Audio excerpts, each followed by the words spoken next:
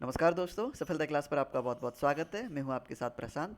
और E P triple S C P E T 2022 के लिए जो आयोग ने नोटिफिकेशन निकाला है उसके तहत आप E P triple S C P E T का फॉर्म कैसे भरेंगे, ये सारी चीज़ मैं आपको ऑनलाइन करके दिखाऊंगा। आज आपके सामने मैं एक ऑनलाइन फॉर्म भर के दिखाऊंगा। आप सभी से मैं एक गुजारिश और करूंगा कि अगर ये वीडियो आपको पसंद आए तो इसे लाइक शेयर ज़रूर करें, अपने उन मित्रों को ज़रूर दें जो पी ई टी के लिए अप्लाई करना चाहते हैं और जिन्हें फॉर्म भरने में दिक्कत या कोई भी परेशानी महसूस होती है, सामने आती है। इस वीडियो को देखने के बाद मुझे पूरी आशा है कि आपको फॉर्म भरने में कोई भी मुश्किल कठिनाई नहीं आएगी। आप सभी को एक सजेशन और देना चाहूँगा कि अगर आप पीईटी 2022 के लिए अप्लाई करना चाहते हैं तो आप अभी से फॉर्म अप्लाई कर दीजिए, क्योंकि अंतिम समय पर ऐसा देखा जाता है कि वेबसाइट के जो सर्वर होते हैं वो हमेशा डाउन देखे जाते हैं, जिससे कि आप फॉर्म अप्लाई नहीं कर पाते हैं। तो बिना किसी देरी के मैं आपको ऑनलाइन फॉर्म भर के दिखाता हूँ कि आपको ऑनलाइन फॉर्म कैसे भरना है। सबसे पहले आपको E P triple S C की जो वेबसाइट है उस पर जाना है। E P triple S C website पर जाने के लिए आप सिंपल गूगल में सर्च करेंगे E P triple S C .gov.in। सबसे पहले सर्च करने पर सबसे पहले जो E P triple S C .gov.in जो आपको दिखेगा, सबसे पहले ऊपर वाली वेबसाइट जो है उसी पर क्लिक करना है आपको। वेबसाइट पर क्लिक करने के बाद ऑफिशियल वेबसाइट पर आप पहुंच जाएंगे। ऑफिशियल वेबसाइट पर पहुंचने के बाद सबसे पहले आपको ये सेगमेंट दिख रहा होगा, इस ये एप्लीकेशन सेगमेंट जो है जिसमें लिखा हुआ है candidate registration photo with signature remaining detail submission, तो इस पर सबसे पहले आपको कैंडिडेट रजिस्ट्रेशन के लिए क्लिक करना है। कैंडिडेट रजिस्ट्रेशन पर क्लिक करने के बाद आप सिंपल अप्लाई पर क्लिक करेंगे। अप्लाई पर क्लिक करने के बाद आपके सामने दो चीज़ें खुलेंगी। एक चीज़ खुलेगी अप्लाई करने के लिए, दूसरा खुलेगा कैंडिडेट रजिस्ट्रेशन के लिए। ठीक है, अगर आपको अप्लाई करना है, देखो इसमें दो चीज़ें होती हैं कि अगर आपने पहले कोई भी परीक्षा दी हुई है, कोई भी परीक्षा E P triple S C की दी हुई है, तो आपको रजिस्ट्रेशन करने की आवश्यकता नहीं पड़ेगी। आप पुराने रजिस्ट्रेशन से ही इस पीईटी यानी 2022 पीईटी के लिए अप्लाई कर पाएंगे। जरा फिर से सुनिए मैं क्या कह रहा हूँ कि अगर आपने पुराना कोई भी एग्ज़ाम दिया हुआ है E P triple S C का, तो आप उसी रजिस्ट्रेशन नंबर से इस E P triple S C P E T 2022 के लिए अप्लाई कर पाएंगे। ठीक है, सिंपल, आपको कुछ नहीं करना है। ये अगर आपको इसके बारे में क्वालिफिकेशन जानना है कि क्वालिफिकेशन क्या क्या है, तो आप सिंपल क्वालिफिकेशन पर क्लिक करके क्वालिफिकेशन देख सकते हैं। पर क्वालिफिकेशन आपको पता ही है पहले से कि 10th और 12th या ग्रेजुएशन कोई भी है आपके पास तो अप्लाई कर सकते हैं। लोअर एज 18 है, 18 वर्ष है, अपर एज 40 यानी 40 वर्ष है। अगर आप 18 साल के हैं तो आप अप्लाई कर सकते हैं और 40 साल से नीचे हैं तो अप्लाई कर सकते हैं। आपको सिंपल कैंडिडेट रजिस्ट्रेशन पर क्लिक करना है। कैंडिडेट रजिस्ट्रेशन पर जैसे ही क्लिक करेंगे आपके सामने एक विंडो खुलेगी जिसमें पूछा जाएगा कि क्या आपने पहले कोई भी E P triple S C का एग्ज़ाम दिया है। अगर आपने कोई भी E P triple S C का एग्ज़ाम दिया है तो सिंपल आप यस पर क्लिक करेंगे। अगर आप पहली बार अप्लाई कर रहे हैं तो आप नो पर क्लिक करेंगे। अगर आपने जैसे पिछला 2021 का जो E P P E T हुआ था, अगर वो अप्लाई किया था, वो पेपर दिया था आपने, तो आप सिंपल उस पर क्लिक करें, यस पर क्लिक करेंगे। यस पर क्लिक करने के बाद प्रोसीड करेंगे, डिक्लेरेशन फॉर्म को एक्सेप्ट करेंगे। एक्सेप्ट करने के बाद आपके सामने एक विंडो खुलेगी जिसमें आपको पूछा जाएगा पुराना रजिस्ट्रेशन नंबर। ठीक है, आप पुराना रजिस्ट्रेशन नंबर जैसे ही डालेंगे आपके सामने पूरा एक विंडो खुल जाएगा जिसमें आपका पुराना ब्यौरा होगा। आपको वहाँ सिंपल कुछ नहीं करना है, सिर्फ फ़ोटो अपलोड करने के बाद फीस डिडक्ट करनी है, फीस काटनी है, यानी फीस को पेमेंट करना है और फीस पेमेंट करने के बाद आपका सिंपल फॉर्म अप्लाई हो जाएगा। अब मैं बताता हूँ कि अगर आप पहली बार अप्लाई कर रहे हैं तो क्या करना है आपको। सिंपल, ये जो विंडो खुली थी ना जिसमें पूछा गया था कि क्या आपने पूर्व कभी किसी भी उत्तर प्रदेश अधीनस्थ चयन आयोग लखनऊ द्वारा आयोजित किसी पद हेतु ऑनलाइन पद्धति से आवेदन किया है या नहीं। तो अगर आपने पहले कभी भी अप्लाई नहीं किया हुआ है तो आप क्या करेंगे, नो पर क्लिक करेंगे। अगर आप पहली बार अप्लाई कर रहे हैं तो प्रोसीड पर क्लिक करेंगे। प्रोसीड पर क्लिक करने के बाद डिक्लेरेशन फॉर्म को एक्सेप्ट करेंगे। डिक्लेरेशन फॉर्म को एक्सेप्ट करने के बाद आपके सामने ये विंडो खुलेगी। मैं आपको एक ऑनलाइन फॉर्म भर के दिखाता हूँ, मैं अपना ही भर देता हूँ। जैसे मेरा नाम प्रशांत है, ठीक है, जैसा कि आप सबको पता है, मैं आपके साथ मुलाकात भी करता हूँ लाइव इंटरेक्शन क्लासेस में, तो मैं अपना ही फॉर्म भर के दिखाता हूँ। मेरा नाम प्रशांत है तो मैं अपना नाम डाला हूँ पहले, PRA। देखो एक चीज़ का हमें विशेष ध्यान रखना है, सारी चीज़ें कैपिटल लेटर में होनी चाहिए। कैपिटल लेटर में होने के बाद ये बिल्कुल भी गुंजाइश ना रहे कि कोई चीज़ आप गलत करें, क्योंकि मॉडिफिकेशन तो होता है लेकिन क्यों बाद के लिए छोड़ें। तो सारी चीज़ें आप एक साथ देखते रहें। ठीक है, मैंने अपना नाम डाला हुआ है। नाम डालने के बाद अगर आप मैरिड हैं, अगर आप फीमेल कैंडिडेट हैं तो आप हस्बैंड या फादर्स नेम में से किसी एक का डाल सकते हैं। जैसा कि मैं अपने फादर का नेम डालता हूँ। जैसे मान लीजिए XYZ कुछ भी डाल देता हूँ मैं, ठीक है। इसके बाद मैं अपनी मदर्स का नेम डालता हूँ, यहाँ पे मैं XYZ कुछ भी डाल देता हूँ, ठीक है। आप कुछ भी जो आपका मदर का नेम है वो डालेंगे, फादर का नेम फादर नेम डालेंगे। अब पूछा जाएगा कि क्या आप ईपी से रहते, आप ईपी के निवासी हैं, are you domicile of EP, तो हाँ, अगर हैं तो हाँ, नहीं है तो नो पर क्लिक करेंगे, ठीक है। ये पूछा जा रहा है कि kindly pay attention, your cast category and domicile choice will not be changeable after deposition fees. ये कह रहा है कि आपका जो कास्ट और डोमिसाइल जो है वो फीस डिपोजिशन के बाद नहीं चेंज हो सकेगा, इसीलिए ज़रा ध्यान से देखना है आपको। अगर आपने एक बार यस या नो पर क्लिक कर दिया तो आपका डोमिसाइल चेंज नहीं होगा, ठीक है, मॉडिफिकेशन में भी चेंज नहीं होगा, तो इस चीज़ का विशेष ध्यान रखना है। ईपी के हैं तो आप ईपी पर एस पर क्लिक करेंगे, नहीं है तो नो पर क्लिक करेंगे, ठीक। अब आपसे कुछ अलग चीज़ें पूछी जा रही हैं। ये पूछा जा रहा है are you department of EP freedom fighter, क्या आप फ्रीडम फाइटर से हैं, नहीं, नो पर क्लिक करेंगे। Are you ex army man, क्या आप एक्स सर्विस मैन हैं, SSCO या फिर CO या एक्स आर्मी मैन है, अगर हैं तो आप यस पर क्लिक करेंगे, अगर कोई भी है तो वो कैटेगरी चूज कर लेंगे, नहीं है तो नो पर क्लिक करेंगे, ठीक है। आर यू हैंडीकैप्ड, अगर आप हैंडीकैप्ड हैं तो यस पर क्लिक करेंगे, नहीं है तो नो पर क्लिक करेंगे, सिंपल, ठीक। अब पूछा जा रहा है कि क्या आप उत्तर प्रदेश के एक स्किल्ड प्लेयर हैं, अगर हैं तो यस पर क्लिक करेंगे, नहीं है तो नो पर क्लिक करेंगे। स्किल्ड प्लेयर यानी आपके पास कोई सर्टिफिकेट है सरकार के द्वारा दिया गया, कोई एथलीट का सर्टिफिकेट, कोई खेल का सर्टिफिकेट, कोई गेम सर्टिफिकेट है तो यस पर क्लिक करेंगे, नहीं तो नो पर क्लिक करेंगे। अब आपको अपना होम स्टेट चूज करना है। होम स्टेट में सिर्फ अगर आपने पहले यहाँ ये डोमिसाइल में अगर ईपी ले रखा था तो अब सिर्फ आपके जो होम स्टेट है वो ईपी ही शो होगा और कोई शो नहीं होगा, ठीक है। उत्तर प्रदेश पर क्लिक किया आपने होम स्टेट में, उसके बाद आप होम डिस्ट्रिक्ट पर क्लिक करेंगे। मान लीजिए मैंने होम डिस्ट्रिक्ट क्लिक किया हुआ, कुछ भी मैंने आगरा क्लिक किया हुआ है, ठीक है।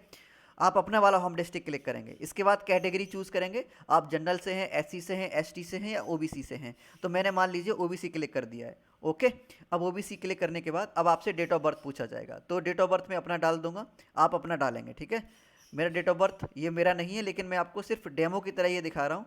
तो जैसा कि आपको पता है कि कम से कम उम्र कितनी होनी चाहिए फॉर्म अप्लाई करने के लिए, 18 वर्ष उम्र होनी चाहिए।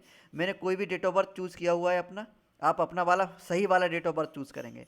जेंडर अपना चूज़ करेंगे, ये जेंडर पर विशेष ध्यान रखना है, अगर आप मेल हैं तो फीमेल चूज़ मत कर लेना और फीमेल है तो मेल मत कर लेना, ठीक है।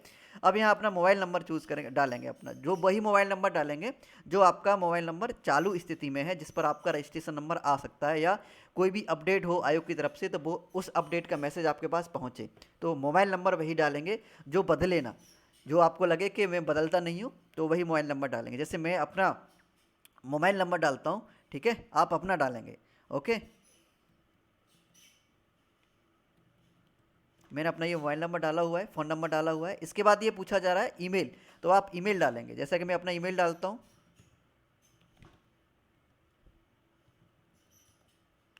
इसके बाद अब पूछा जा रहा है आप मैरिड हैं, यस या नो, अगर हैं तो यस पर क्लिक करेंगे, नहीं है तो नो पर क्लिक करेंगे।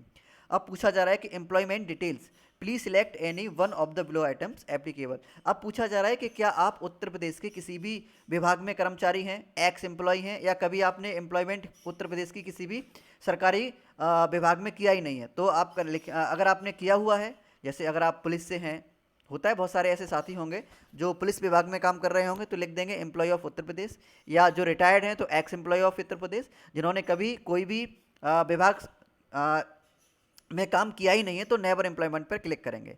नेवर एम्प्लॉयमेंट पर क्लिक करने के बाद, क्षमा करें, नेवर एम्प्लॉयमेंट पर क्लिक करने के बाद अब आपके सामने नीचे जो है एज रिलैक्सेशन के लिए, देखो एज रिलैक्सेशन होता है जब आप किसी रिजर्वेशन कैटेगरी से आते हैं और आपकी उम्र जो 40 वर्ष थी, जैसे कि इसमें दिखाया गया था कि 40 वर्ष मैक्सिमम उम्र हो सकती है, तो 40 वर्ष से ज़्यादा की अगर उम्र आपकी पार हो रही है और आपको रिलैक्सेशन चाहिए तो आप यस पर क्लिक कर सकते हैं। अगर आप 40 वर्ष से पहले ऑलरेडी पहले ही कम हैं, 20 के हैं, 18 के हैं, 25 के हैं, 30 के हैं, 32 के हैं, तो आपको कोई आवश्यकता नहीं है एज में रिलैक्सेशन की, ठीक है। तो आप नो पर क्लिक करेंगे, अगर चाहिए तो आप यस पर क्लिक करेंगे। अब सिंपल आपको यहाँ पर अपने हाई स्कूल का बोर्ड चूज़ करना है कि आपने जो हाई स्कूल किया था वो किस बोर्ड से किया था। अगर आपने ईपी बोर्ड से किया था तो उत्तर प्रदेश का जो बोर्ड है, Uttar Pradesh board of high school and intermediate education, उसे चूज़ करेंगे। इसके बाद जो भी आपने ईयर रहा होगा कि किस ईयर में आपने हाई स्कूल किया था तो उस ईयर को चूज़ करेंगे। ईयर को चूज़ करने के बाद, जैसे कि ये तो बहुत ज़्यादा गलत हो जाएगा, 1965 में तो नहीं किया था मैंने, अब हाई स्कूल का रोल नंबर डालेंगे, ठीक है। हाई स्कूल का आपका जो भी रोल नंबर है वो रोल नंबर डालेंगे। इसके बाद परसेंट सिस्टम रहा था या ग्रेड सिस्टम रहा था। जैसा कि आपको पता ही है, हम जो भी 2010 से पहले के साथी हैं उन सभी का परसेंट सिस्टम रहता था। तो परसेंट पे क्लिक करेंगे, इसके बाद आप ऑब्टेन मार्क पे क्लिक करेंगे कि आपके टोटल नंबर कितने आए थे। अब टोटल नंबर कितने आए थे ये जानकारी आपको मिलेगी अपनी मार्कशीट पर। जो उत्तर प्रदेश बोर्ड की मार्कशीट होती है उसमें टोटल नंबर तो नहीं आते हैं लास्ट में, लेकिन आप सभी जितने भी सब्जेक्ट हैं उन सभी का जोड़ करेंगे, सभी को ऐड करेंगे, जो भी ऑप्टेन मार्क्स हैं सभी को ऐड करते जाएंगे। ऐड करने के बाद लास्ट में आप पता कर पाएंगे कि आपके कितने ऑप्टेन मार्क्स हैं। ठीक है, तो जैसे मान लीजिए ऑप्टेन मार्क्स आपके 450 हैं, 450 लिख देंगे आप। टोटल मार्क्स कितने रहते हैं, जैसे कि आप सबको पता है 600 नंबर के टोटल मार्क्स रहते हैं। परसेंट ये अपने आप कैलकुलेट करके दे देगा, आपको परसेंट डालने की आवश्यकता नहीं है। ठीक है, तो ये हुआ हाई स्कूल की डिटेल्स। अब आपको चूज़ करनी है इंटरमीडिएट की डिटेल। अगर आपने इंटरमीडिएट किया हुआ है तो, अगर आपने इंटर किया हुआ है तो आपको इंटरमीडिएट की डिटेल चूज़ करनी है। मैं थोड़ा स्क्रीन को और बड़ा करता हूँ जिससे कि आप थोड़ा और अच्छे से देख सकें। अब आपको इंटरमीडिएट की डेट चूज़ करनी है, सॉरी इंटरमीडिएट पर क्लिक करना है अगर आपने किया हुआ है तो। अगर आप सिंपल हाई स्कूल हैं तो हाई स्कूल पर ही क्लिक करके हाई स्कूल की डिटेल पर ही छोड़ देंगे चीज़ को। अब आप इंटरमीडिएट का जो बोर्ड है उसे भी चूज़ करेंगे, जैसे कि उत्तर प्रदेश इंटरमीडिएट बोर्ड है उसे चूज़ करेंगे। आपका जो भी है उसे चूज़ करेंगे, ये तो मैं अपना फॉर्म भर रहा हूँ डेमो के लिए। ठीक है, इसके तत्पश्चात आपको ईयर सिलेक्ट करना है। अब ईयर कोई भी रहा होगा, वैसे तो 2 ईयर का डिफरेंस होना चाहिए, जैसे कि 2010 में अगर हाई स्कूल है तो इंटर 2012 में होनी चाहिए।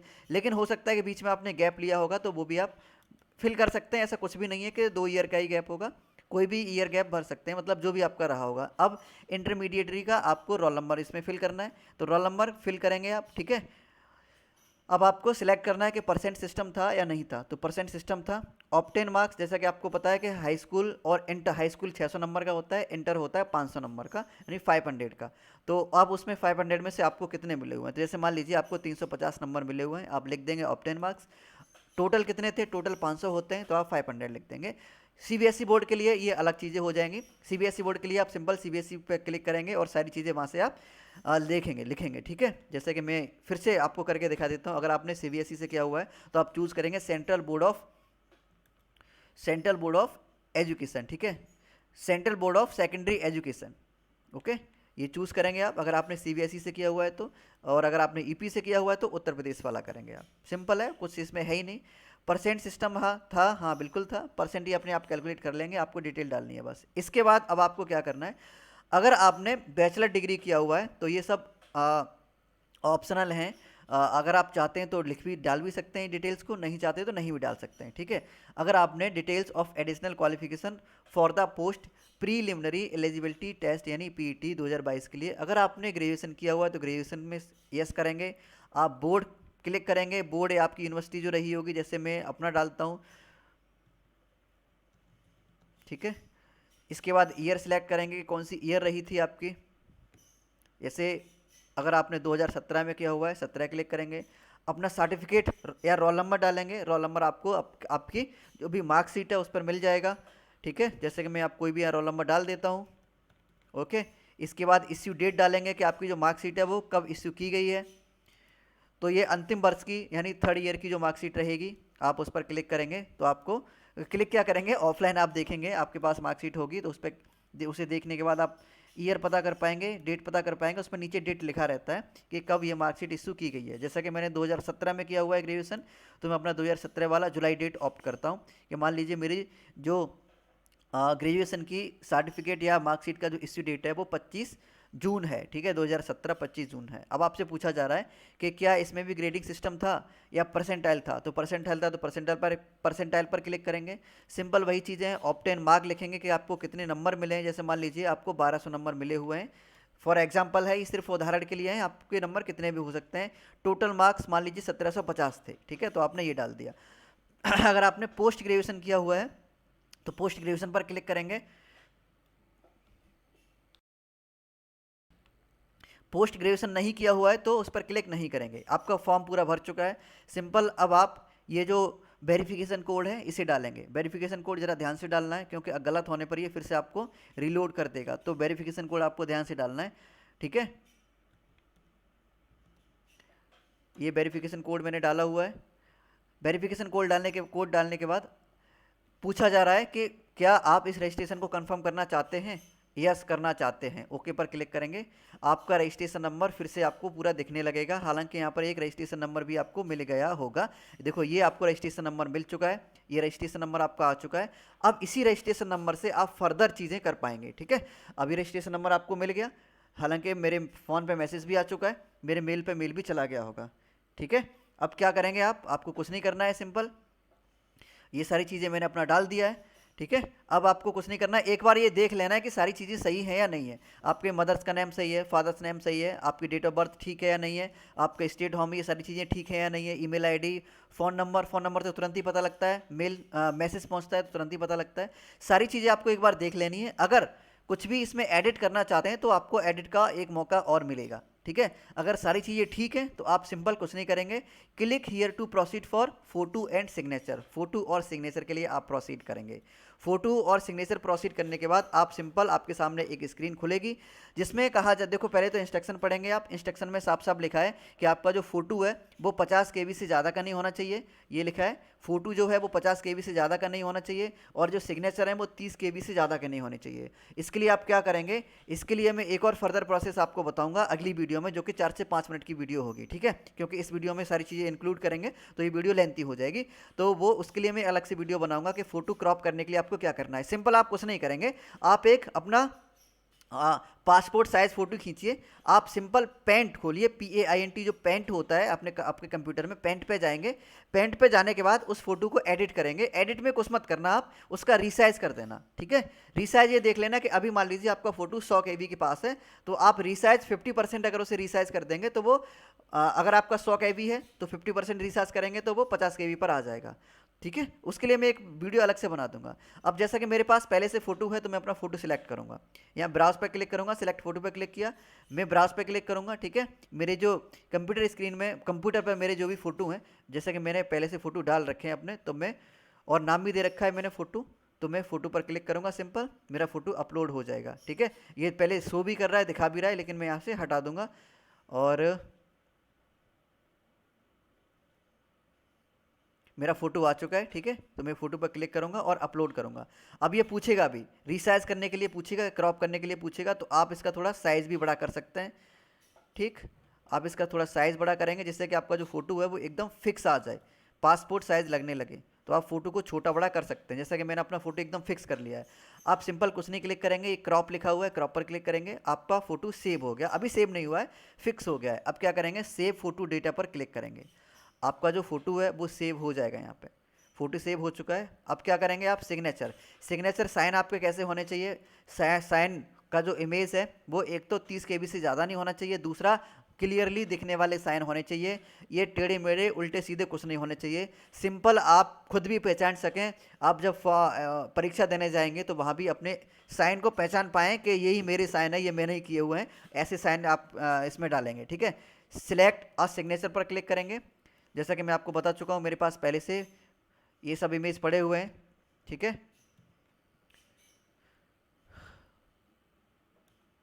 तो मेरे पास पहले से साइन पड़े हुए हैं, सिग्नेचर हैं, तो मैं सिग्नेचर पर क्लिक करूंगा, ठीक है। क्लिक करने के बाद अब मेरी जो इमेज है वो पहले तो शो करता है, शो नहीं करता है तो आप वहाँ वेबसाइट पर जाने पर भी शो करता है, तो वहाँ भी आप देख सकते हैं, ठीक है। एक मिनट, मैं इसे ओपन करूँगा।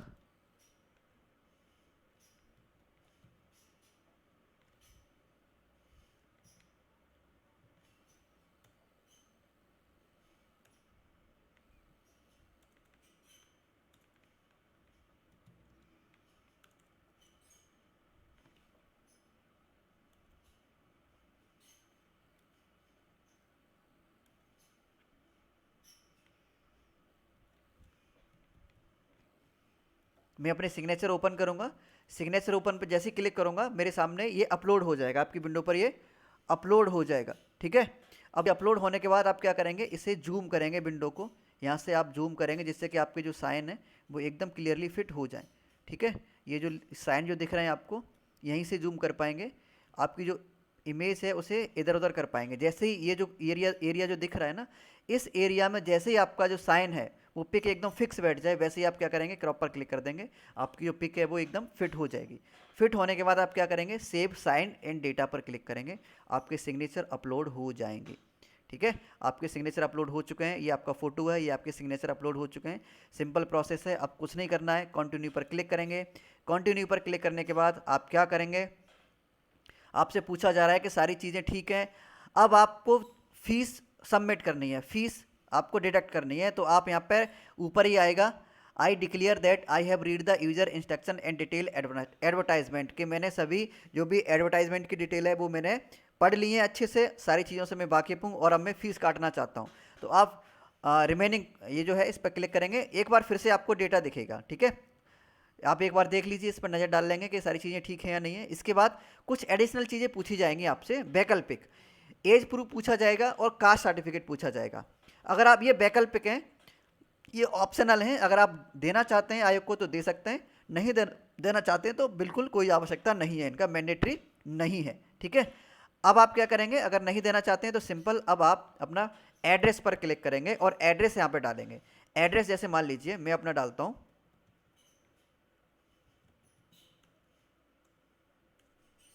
जैसे कि मैं अपना एड्रेस डालता हूँ,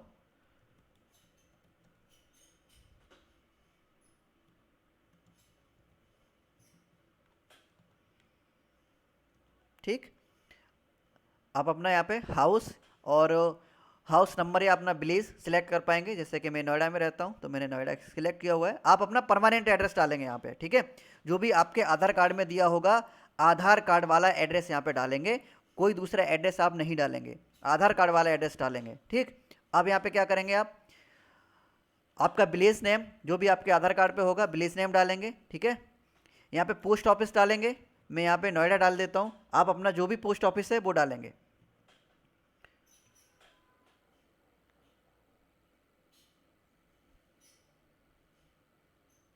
पोस्ट ऑफिस डालने के बाद अपना कस्बा या लोकेलिटी या सिटी सिलेक्ट करेंगे, तो मेरी नोएडा सिटी है। स्टेट आप दोबारा से चूज़ नहीं कर पाएंगे।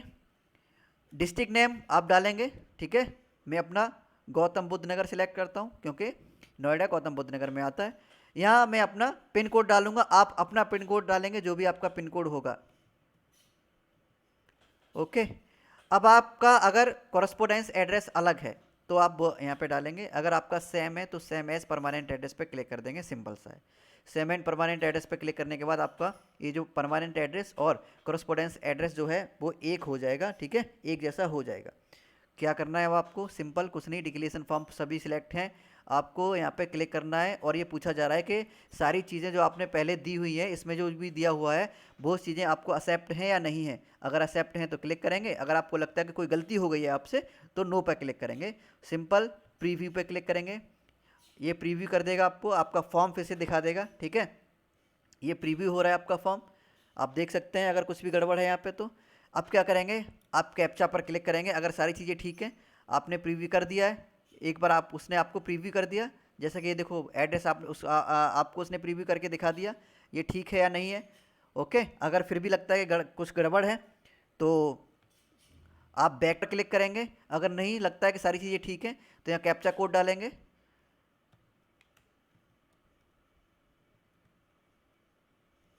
कैप्चा कोड डालने के बाद आप क्या करेंगे, सबमिट पे क्लिक करेंगे। एक बार फिर से कह रहा है कि आप कंफर्म कीजिए कि please confirm your application detail for provisional submission to EPSSC Lucknow, please ensure your details are filled correctly. कह रहा है कि आप इंश्योर कर लीजिए कि आपने जो भी डिटेल डाली है वो करेक्ट है। ठीक है, आपको पता है कि आपने सभी डिटेल सही डाली है। अब यहाँ सिंपल कुछ नहीं करना है, फीस पर क्लिक करना है। ठीक है, अब यहाँ पर फीस डिडक्ट करेंगे, क्लिक हियर टू पे द रिक्वायर्ड फीस, 185 रुपये इसकी फीस है। अब यहाँ पर यस पर क्लिक करेंगे। ठीक है, do you want to change caste category and domicile और स्टेट, नहीं, नो पर क्लिक करेंगे। ये कह रहा है कि क्या आप अपनी कास्ट और डोमिसाइल चेंज करना चाहते हैं, वो तो आपने पहली भर रखा है, तो आप नो पर क्लिक करेंगे कि मुझे नहीं करना है। ठीक है, अब सिंपल आप फीस पे कर सकते हैं। अब फीस पे करने के लिए मैं क्या करता हूँ, ये सबसे ऊपर ये जो सेक्शन दिख रहा है ना, ये सेक्शन दिख रहा है SBI MOPS, तो SBI MOPS पर क्लिक करेंगे, प्रोसीड फॉर पेमेंट पर क्लिक करेंगे। ठीक है, ये कह रहा है कि क्या आप श्योर हैं फीस देने के लिए, तो हाँ भैया श्योर हैं। ठीक है, अब यहाँ पर आपके सामने एक और विंडो खुलेगा, आप क्या करेंगे, ये स्टेट बैंक MOPS पर फिर से क्लिक करेंगे, स्टेट बैंक MOPS पर क्लिक करने के बाद प्रोसीड फॉर फीस डिपोजिशन पर क्लिक करेंगे। जैसे इस पर क्लिक करेंगे आपके सामने एक विंडो खुलेगा, are you sure to proceed fees payment, क्या आप श्योर हैं? तो हाँ, आप श्योर हैं। अब आप यहाँ पर अपनी फीस डिडक्ट करेंगे। फीस डिडक्ट आप कई तरह से कर सकते हैं, ठीक है। एक तरीका मैं आपको दिखाऊंगा, दूसरा 2 तरीके आपको बताता हूँ। एक है नेट बैंकिंग से कर सकते हैं, ठीक है, स्टेट बैंक की नेट बैंकिंग से कर सकते हैं, SBI की नेट बैंकिंग चला रहे होंगे तो सिंपल, आप कुछ मत करिए, आप पेटीएम, फ़ोनपे, गूगल पे कुछ चला रहे होंगे ना, तो आप वही सिलेक्ट करिए, ठीक है, यानी EPI सिलेक्ट करिए। आप EPI सिलेक्ट करने के बाद जैसे आप EPI पे क्लिक करेंगे, आपसे पूछा जा रहा है कि आप ये फीस पे करना चाहते हैं, आपकी सामने डिटेल्स पूरी सामने है। दूसरा, प्लीज़ सिलेक्ट आप VPA या QR कोड, तो आप QR कोड पर क्लिक करेंगे, आपके सामने एक QR कोड खुलेगा। हालांकि ये मेरा एक बार में नहीं ओपन हुआ है, तो आप घबराइएगा नहीं, आप रिफ्रेश करेंगे, पीछे पहुंचेंगे, फिर से उसी प्रोसेस को करेंगे, ठीक है। इसके अलावा आप दूसरी यानी अपने कार्ड पेमेंट भी कर सकते हैं। स्टेट बैंक या अदर बैंक का अगर आपके पास डेबिट कार्ड है, ATM कार्ड को ही डेबिट कार्ड बोलते हैं, तो अगर आपके पास डेबिट कार्ड है, ATM कार्ड है, तो आप क्लिक करके फीस पे कर सकते हैं, नहीं तो आप EPI से पे कर सकते हैं, ठीक है। यहाँ पे आप QR कोड पे सिलेक्ट करेंगे, एक बार में नहीं आता है, देखो आ गया QR कोड। सिंपल कुछ नहीं करेंगे, आप इस QR कोड को अपने पेटीएम या फ़ोन पे से स्कैन करेंगे। कुछ नहीं करेंगे आप, जैसे आप स्कैन करेंगे पूरा डिटेल अमाउंट आपका ऑलरेडी फिल होके आ जाएगा, ठीक है। ये सिर्फ 3 मिनट के लिए QR कोड वैलिड है, 3 मिनट के बाद ये काम नहीं करेगा, तो 3 मिनट के अंदर आपको इस QR कोड से पेमेंट करना है। तो ये मैंने आपको पूरा पे करके दिखाया हुआ है, और पे करने के बाद आपके सामने एक स्क्रीन खुल जाएगी, ओपन हो जाएगी, ठीक है। जैसे ही फीस पे करेंगे आपके सामने एक स्क्रीन ओपन हो जाएगी, और स्क्रीन पर होगा पूरा सबमिट का ऑप्शन, आप सबमिट करेंगे, और सिंपल फिर उसका पेमेंट करने के बाद, सिंपल सबमिट करने के बाद फिर आप उसका एक प्रिंट ले लेंगे, आपका पूरा फॉर्म अप्लाई हो जाएगा। अगर ये वीडियो आपको पसंद आई हो तो इसे लाइक शेयर जरूर करें, उन मित्रों को जरूर पहुंचाएं, जरूर दिखाएं जो PET का फॉर्म भरना चाहते हैं। अगर इसमें कोई भी आपको लगता है कि कोई भी इसके अलावा कोई भी कठिनाई महसूस हो रही है, कहीं आप अटक रहे हैं फॉर्म भरने में, तो आप इस वीडियो के कमेंट में कमेंट कर सकते हैं, ठीक है। हमारे ऐप डाउनलोड कीजिए। PET के लिए हमारे सारे जो भी बैचेस हैं वो चालू हो चुके हैं। PET के लिए हमारे जो बैचेस हैं वो काफ़ी किफ़ायती दरों पर हम प्रोवाइड करा रहे हैं, तो आप PET के लिए इनरोल कराइए। सफलता ऐप जो है उसे डाउनलोड करिए, सारी चीज़ें आपको सफलता ऐप पर मिल जाएंगी। PET के हमारे बहुत ही किफ़ायती दरों पर बैच हैं। हमारा एक ही उद्देश्य है, साथ रहेंगे सक्सेस तक। इसी के साथ इस वीडियो को करते हैं ख़त्म। मुलाकात करेंगे एक नई वीडियो में, तब तक आप सभी अपना ख्याल रखिए और फॉर्म को अप्लाई ज़रूर कीजिए। बाय बाय, टेक केयर, नमस्कार।